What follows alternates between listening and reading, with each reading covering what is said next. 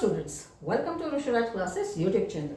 In this video, I am going to explain few very important points of the chapter metals and non-metals.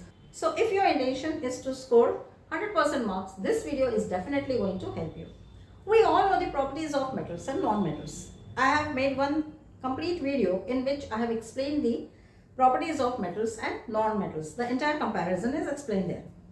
But apart from having some specific properties, metals as well as non-metals, there are few exceptional cases. And based on those exceptional cases, few questions are asked in your board exam. So what are those exceptional cases?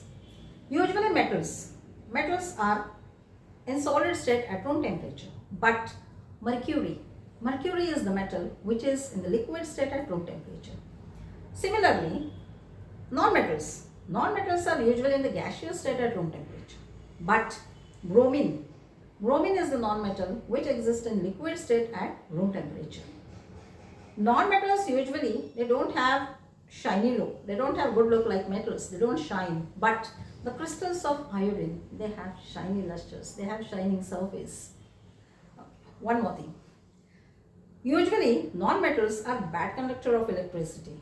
But graphite is the member of the non-metal which is very good conductor of electricity.